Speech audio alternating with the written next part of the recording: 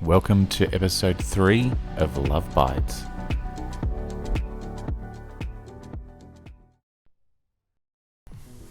With the first commitment ceremony over and done with, and everyone deciding to stay, other than Nat, but everyone's has lived for another day, what sparked your interest in the commitment ceremony?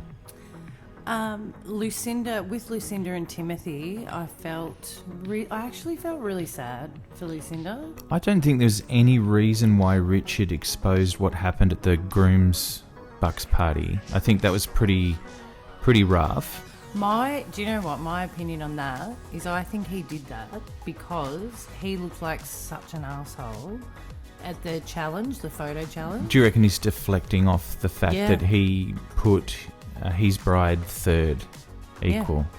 And he came off looking like an absolute jerk after that, and Timothy came off looking like a hero. Yeah. And I think that bothered him, and that's why he brought it up, because they didn't know their brides, they didn't know anyone, they've walked in and they're mucking around and they've spoken, and he's held Timothy accountable for that, which has hurt Lucinda, and he would know that.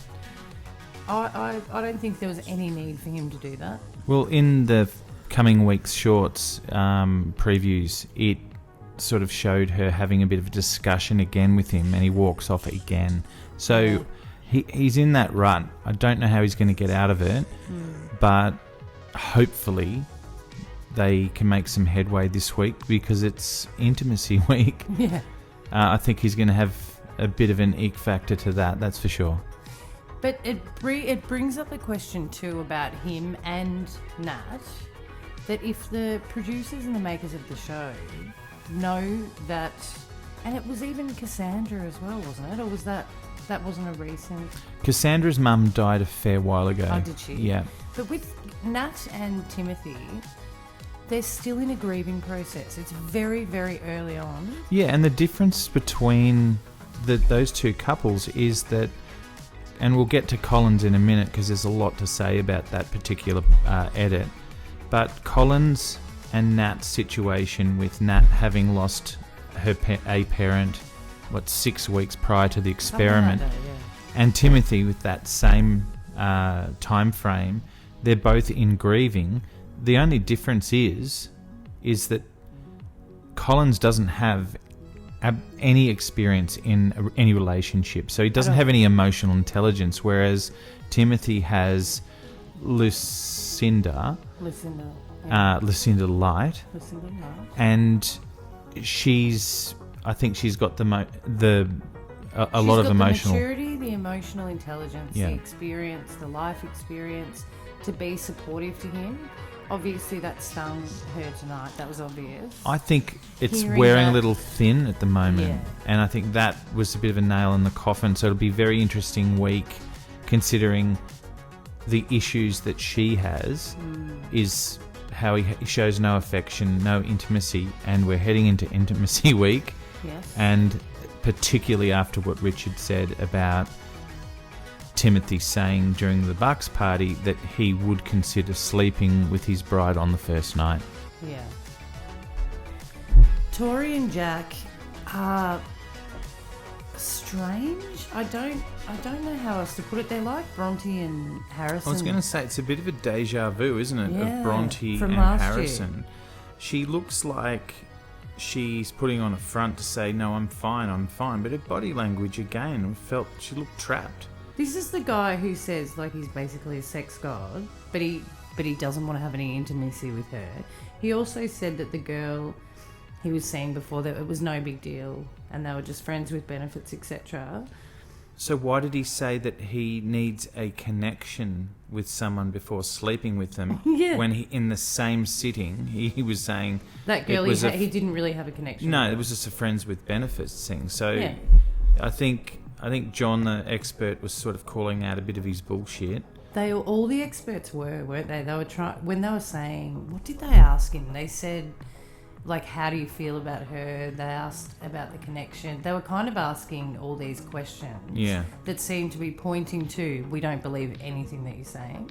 Yeah, he's a bit smug too. When she gave the right answers, he started a bit of a glow happening. Like, yes, good girl. That's exactly what I told you to say. Creepy. He's a big creep. They've either made an agreement that they want to be on the show and they want fame, etc. Whatever. Who knows? They've made an agreement like that, or he is incredibly manipulative. So what's your take on Sarah and Tim and the whole phone exercise that she didn't want to do? She looked physically pissed off at him, and that there was whispers later on with subtitles saying, "We'll talk about it later." Do you think he's on the couch for the night? Absolutely. She wants it both ways, doesn't she? Like, she wants complete trust. He's got to behave. He's got to do the right thing. But for her, she can still have her hang-ups with this guy that she was on and off with for years, and protect her phone and not let him have any access to her stuff. But she's really judgy about his. Interesting that the experts sort of said, "Are you intimidated by her?" And he was too intimidated to answer the question. And when he did, he said yes. He sort of said in a roundabout way he did. Potentially. Potentially, that's right. He said potentially. So I think his fear of reaction from what happened on the beach when they were on their honeymoon, he said a few things and she actually escalated, and probably rightly so. Yeah. But I think it's showing a bit more context to the way and he doesn't interact. I don't think he wants to push any buttons at the moment. He's a bit worried about how she'll stepping react. a foot out of line. Yeah. Tristan and Cassandra were interesting because I thought about that would be a struggle for her. He's being very vulnerable. He's obviously being very honest. But, you know, that old sort of chestnut that is, if you don't love yourself, how can anybody else?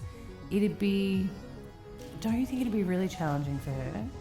If he's saying, I don't like myself, I hate myself, whatever, he's going to be really closed off to...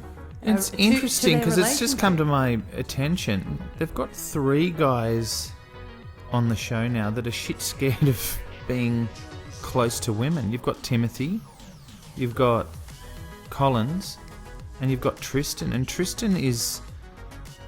I think he's hiding behind it again, the fact that he says he doesn't like himself. There's something else going on. There's something... I think we're not getting the clear picture of any of these guys. I think all 3 of those guys have got some serious issues that... particularly Tristan. I don't think it's just he hates himself. I think it's just a bit of a wrapper to what's really going on.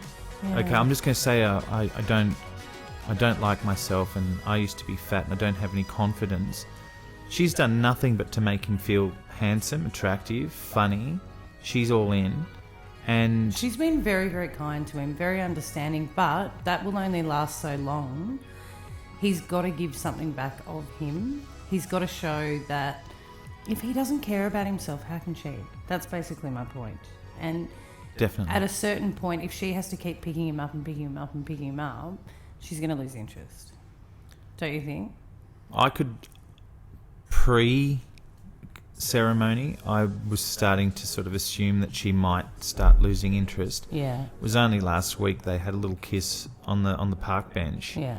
And it's a peck on the cheek type of thing. It's not and really a romantic kiss, but I guess it's moving forwards. And let's give him credit. Let's just say it is an issue with him and his self-opinion. Yeah.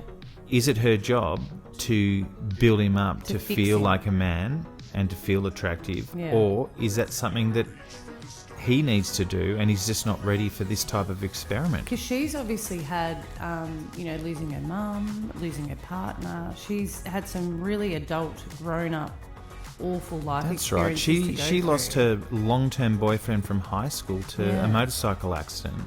Yeah. So this year it's full of trauma porn. Yeah. It's really horrible. But I think with her, she would need that support. Like, she's obviously a strong, independent girl. She seems lovely. But you would need someone that you can kind of lean on to. It'd be Do you think it's wearing a bit thin, this whole joking guy type of thing. But it'd you know, be quite lonely for her, I would imagine. Yeah. Not having that support. They're fish out of water, all of them, doing something they've never done before. And she's having to pick this guy up as well. Like, I think that, as I said before, I think that'll wear thin pretty quickly if he doesn't sort of step up with it. it seems that the experts have all... They've made a couple of big mistakes by putting a strong with a weak character, or what may appear as a strong character, but they actually need something out of it as well. Yeah. I mean, I know that Lucinda is coming across as this confident woman. She clearly needs someone to be on the same wavelength Yeah. as her, and Timothy's just... He's not a slow burn. There's not even smoke. It's not smouldering. It's just I quite think it cold comes and dead. across that he likes her. Like, Yeah, he well, likes her as a person. they He did, likes they- her as a friend. But I don't know whether... I don't think he's attracted to her. I don't know. Is that what it's coming down to? Do you think that Collins is not attracted to Nat and Timothy's not attracted to Cassandra? I think they're both very different scenarios. Very different scenarios. But yeah, I possibly that they're both not attracted. Timothy, I'm not sure with Timothy. He does seem to like her. The hurt on her face tonight was really, really hard to watch. It was really it was horrible because and she's such a Richard- positive person. Richard's mature and old enough to know that that would have hurt, and he should have been quiet. I don't think that was necessary. He threw Timothy under a bus to divert the fact that he was an absolute jerk in photo lineup and day. agreed, yeah. Yeah. Okay, let's get into a bit more detail about Collins. Collins is clearly a nice guy, but there's something wrong with him. Neither of us are doctors, obviously, but there's certain behaviours that he's doing that I've sort of seen before in people that are on the spectrum. And my worry about this was watching this episode. Remember we talked previously about we're on the fence about him and we're not really sure. I honestly believe that some of his behaviours could potentially be because he's on the spectrum. And if that's the case, the way that he's reacting to things makes sense. He's been put together with someone who was very, very clingy with him, very controlling. Not, you know what I mean by controlling? Oh, Trying to 100%. control their story from number one, I know what I'm doing, come with me, this is what we're doing and this is what I want. He put in some boundaries, probably not super respectfully, but he put in some boundaries. But and he tried his how can he best. do anything with zero experience? And Yeah. they've thrown him, these experts have matched them up, Yes. and they've thrown him into this experience. He said today, what do I do? Like, you're the experts. Yeah. He's blind. He doesn't know which What way did to go. the experts say John said something to him that was way off? Yeah, he sort of said, you're telling me like you're the expert. Like you're the expert, but he wasn't. But he wasn't, definitely wasn't. I He's think saying, that I this whole don't edit's know. been a bit horrible because Yeah.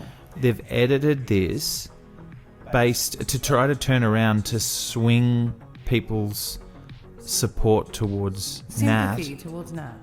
because Which is Collins' behaviour, it is unique, it is very weird, but we have to understand he may be on the spectrum and he has had no experience whatsoever with a relationship. And he's been thrown into one with someone who went a million miles an hour and then he's still grieving. Surely there is some kind of duty of care that she was not ready to go on that show and she shouldn't be on that show because she needs time to grieve. She's not... I sort of think the same about Timothy, but Timothy's a grown man with life experience. She's a young woman. But at least Timothy has a partner that has emotional intelligence. Yeah. And it's not that Collins doesn't have emotional intelligence. He has no emotional experience In a relationship. in a relationship, and that's the issue. And I don't understand how that's a good match. And people who have been in long relationships can find it difficult to... it's not hard to be nice, it's not hard to be supportive, but they can find it difficult to know what the right things are to do when someone is grieving that they love. This is a complete stranger to him. And Exactly. when- Let's say let's say he's on some sort of spectrum, right? Which, well, it's probably quite clear. Let's say that. But also, with no experience, he went into the dinner party last week and he just shot through. Like, he went and chatted to everyone else, and he just thought, great, there was this bit of social interaction which he's obviously craving. I think it just comes down to a huge incompatibility, and he's just not into it, like we were saying last week. But he's nice. And his friend Jesse from Maths last year, he posted something.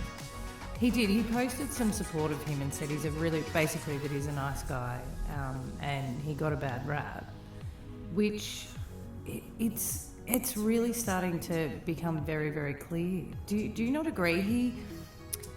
His responses, like, you think about his responses when he did the challenge, the photo challenge, he put her first, and you heard the way that he described why and explained why he put her first. Yes.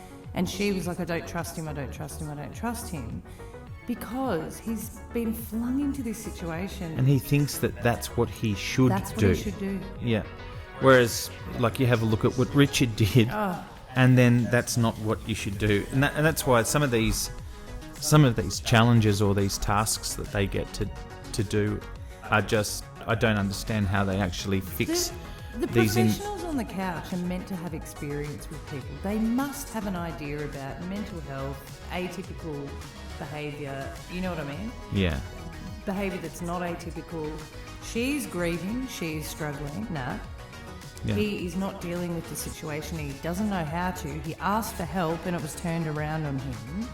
I think in a pretty toxic way.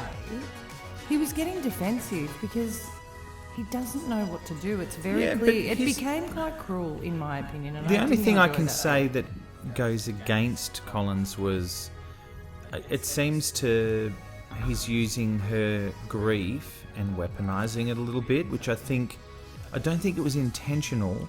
Maybe he's just making an observation and thinking, well, we don't know what goes on when the cameras aren't there. She might be like, I really miss Dad. I really, she might having some legitimate grief. Yeah. And he's like, I just want to have a relationship, because that's sort of stuff that a supportive partner just automatically does. But with someone that has had no experience in a relationship... He signed up for a television show that's an experiment, and he's having to work out how to have a relationship for the first time, how to communicate with your partner, how to support someone who's grieving, how to get to know them at the same time. When you said that Jessie from last year posted that comment, what we're just talking about, that speaks volumes, I think, don't you?